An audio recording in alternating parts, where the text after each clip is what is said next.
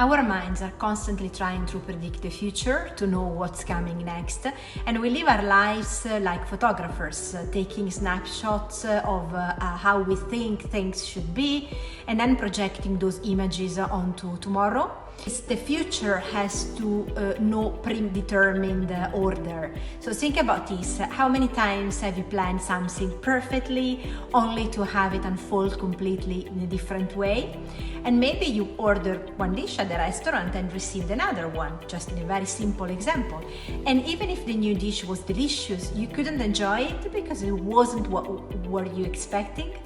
And this is our greatest attachment, not to material things or to pleasure, but to how we think things should be and should happen.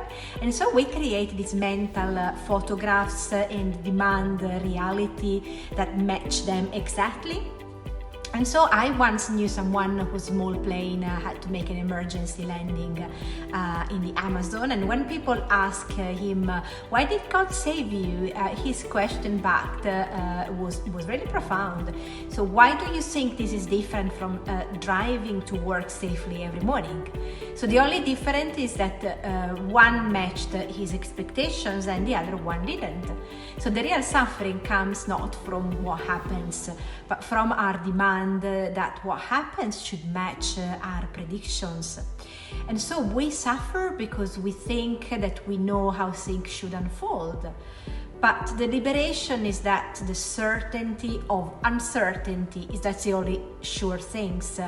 And so when we accept this, we stop wasting our energy and fighting reality and start investing in something that is much more powerful, which is our capacity to respond with flexibility to what comes and what arises. So high goals, low expectations, and constant efforts. This is the key of the low expectation, not because we don't care, but because we are not demanding reality to conform to our limited ability to predict it.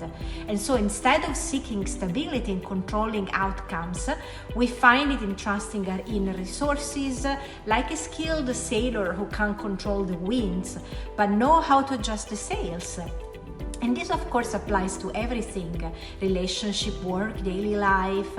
And the person you knew yesterday is changing. The job you trained for might disappear.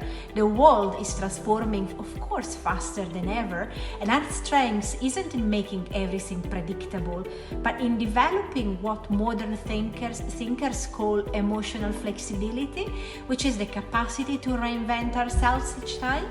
And when we stop clinging to how things should be, we open ourselves to see the opportunities that actually are. And we move from being trapped in problems to just being open to solutions. So I just invite you to practice the sacred art of uncertainty. Just make your plans, yes, of course, but hold them lightly. Just put your energy into demanding the world not to be predictable, but just allow yourself to dance around the issues, the problems, to have the true freedom, and just not to be inside the box of what we think it should be the best happenings in our world.